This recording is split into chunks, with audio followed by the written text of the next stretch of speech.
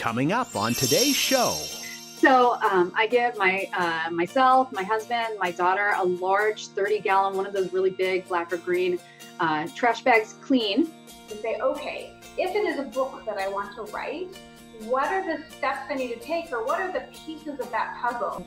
You know, labeling is obviously really important in terms of making kind of packing with purpose.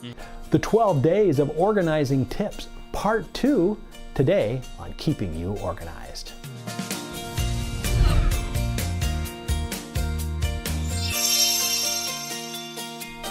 Well, hello and welcome to Keeping You Organized. Today we're going to finish up our last 6 tips of our 12 Days of Organizing Tips, which we did as part of a live Facebook daily thing starting in the beginning of December, going all the way through December 22nd. And these tips are great little nuggets from several professional organizers and some others as well. And let's get into right now. Let's finish this up with the last 6 tips from our 12 Days of Organizing Tips. Here it is, Part 2 on Keeping You Organized. We have a big clothing weed out day in my house. And we actually schedule a day to do this because if we try to say, oh, I'll just, put stuff aside when I'm not using it, it just never happens. So I give myself, my husband, my daughter a large 30-gallon, one of those really big black or green trash bags, clean, and give it to them and have them go through their clothes, their outerwear, shoes, accessories, anything that doesn't fit, I don't want to wear it anymore, it's out of style, kind of goes into that bag. Sometimes it requires a little trying on. I'm not sure if it fits. Okay, well, let's take this hour. Let's try everything on. Anything we're going to give away goes in that bag, and then we just donate it. So we're giving back to the community. We're emptying out our closets. We're making room for things that we are going to wear, as most people only wear 20% of what's sitting in their closets. Right. So we try to get it to the point where we have 100% of what is in our closets is being worn, and we feel good about wearing those items. Diane Albright from dianealbright.com is going to join us to talk about maintenance. You can set up a great organizing system, but if you don't have maintenance, then everything falls apart. So let's hear some tips from Diane Albright. Diane? That organization takes maintenance. So there's very few things that don't require maintenance, just like your lawn and your laundry require maintenance. So organization requires it as well. So your house or your office isn't going to stay organized unless you take the time to maintain it. For example, your file folders and clothes closet will need to be purged, once a year. So take the time to do that. So as far as file folders, maybe say you're going to go through 5 file folders a day until you get through them. Or your clothes closet, make a definite appointment maybe twice a year to go through it. So it does require the maintenance. You just have to make that appointment with yourself to do it. Otherwise, it's going to go right back to the way it was if you don't do any maintenance to it. We're going to talk about project management with Debbie Rosemont from Simply Place.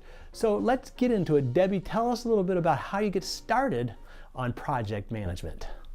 I think you need to consider what it is you're trying to accomplish. So what's the end result? What does the end look like? And, I think it was Stephen Covey, but it could have been another wonderful guru who said, start with the end in mind. Yep. So, if you don't know what you're working towards, there's another quote that says any path will get you there. So we don't want to just take any path, we want to take the right one. So when we start with the end in mind and know what it is we're trying to accomplish and get really clear on that, that is our first step in planning anything out. So start with the end in mind, identify what the outcome should look like. Okay, and then what? Then we need to start to consider what components, what logistics, what variables, what resources, what people, and that could be a resource, need to be involved. So this is often something that can be done just by putting pen to paper or getting on one of those software tools that I talked about and just doing a brain dump to say, okay, if it is a book that I want to write, what are the steps I need to take, or what are the pieces of that puzzle? So there's the actual writing of the book, and maybe I need to outline my ideas first. Maybe I also need to think about hiring an editor so that after I have a draft, I've got somebody who can help me work through that. Maybe I want to hire a book coach. Maybe I need to line up an ISBN number, the the code that makes a book a book. So that, you know, all these components are then tasks or pieces of that project. We're going to take a quick break here, and when we come back, we'll finish up with the other three, the last three tips of our 12 days of organizing tips, which we did live on Facebook. And so we'll do that in just a moment. Now there's a place just for you. Life can be busy, and you still have to keep it all together. That's why you like to be organized and in control.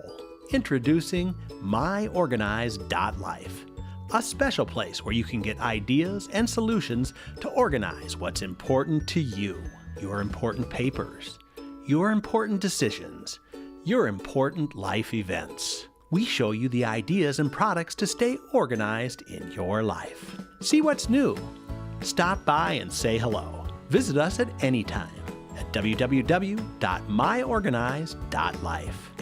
It's just for you. MyOrganized.life by Smead. Find us at www.myorganized.life. MyOrganized.life. We are back now on Keeping You Organized, wrapping up our 12 days of organizing tips. We have 3 more to go. So let's take those last 3 days and see the tips and hear the tips that we had from our favorite professional organizers right here on Keeping You Organized. So now we get more into the electronic organization now. This is when you have all your family members on a Google Calendar. This is when you use a shared app like the to-do list app so that you can share grocery lists. And like I have a bunch of lists. I go to the hardware store, I go to Costco, I go to a dollar store. And so as the kids will say, I need this, I need that, I put it on the proper list. And my husband and I can both see that list. My kids are getting older, and so they're going to be able to see the list this summer, and I'm going to teach them how to do laundry this summer. And so they start to take over some of that shopping. You're doing more training of adults and less doing all the work yourself. You're doing it with your kids and with your family as opposed to doing it all yourself. Yes, the goal is that my husband and my children put things on the Google Calendar, but right now I created all the calendars. Okay. I installed them on all of their phones, and I update all of the calendars because no one else will update them. And now for the last week, everyone keeps asking me, when is this or where are we going? And I just look at them and I go, it's on your calendar. Right. It's on your calendar. And I'm making them use the calendar. My goal is that if in 12 months they're putting things on the calendar themselves and looking at it before they talk to me, that will be a win for me. Today we're going to talk about how you get ready for a move. And joining us is Veronica Bishop with organizersnorthwest.com. And Veronica is going to talk about some of the first steps in getting organized for a move. Well, we first of all want to start way ahead of time. That's really the key with moving. And I realize that it's not always possible to do that, but the more time you have, the less stressed out you'll be on moving day. So that starts with purging. It just doesn't make sense to move things from one place to another. And some people do it over and over and over again. They have boxes that they've just never unpacked. So you're just moving things that you're not using. So really that process of decluttering before the move is really critical. What if you went into a client and they had a box in their basement that was actually from a previous move, never got opened, and they say, well, I want to move this to the new house. Do you have any advice for them on that? Well, if I was working with them, I would open it myself and force them to go through it. Yeah. No, we don't force people to do anything, but I would really encourage them to go through it, because probably if they haven't used it in the last 6 months, they don't actually need it. And that's actually a really good indicator. If you haven't opened a box since your last move, it's likely something that you don't want and don't need. So give yourself permission to let it go. That's a good, that's a good start, right? So after you do kind of this general decluttering, kind of purging of the obvious stuff, there's still a lot of stuff that we got to pack up and get to the new location. And is there like a good strategy on how to do that?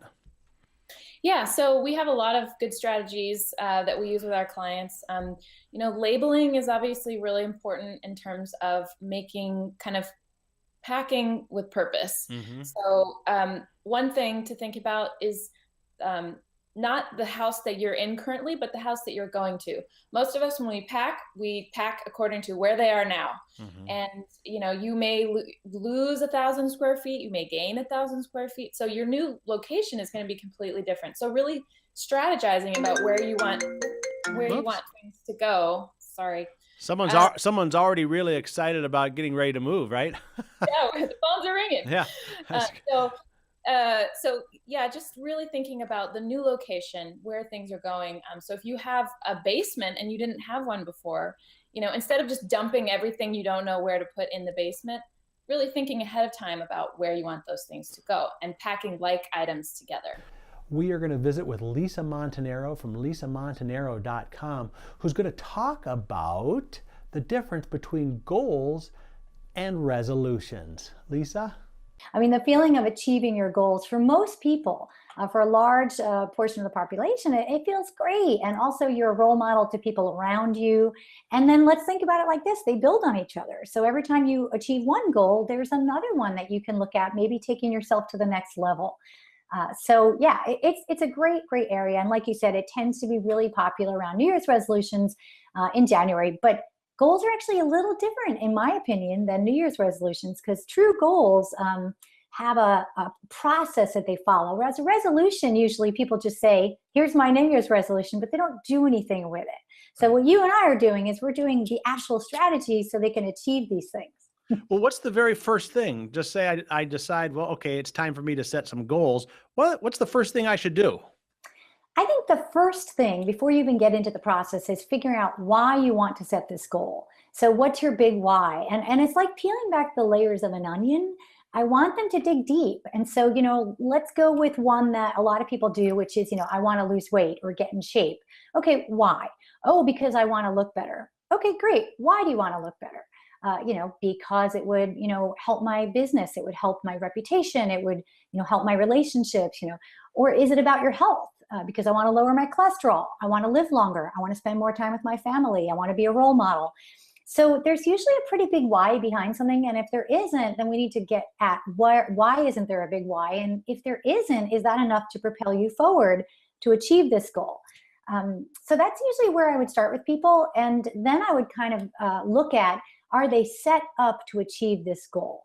Okay. So I would look at a lot of things in their life to make sure, is this the right time for you to set this goal? Like, is there something else going on? Are you in the middle of a big transition? Is this really the best time to do this?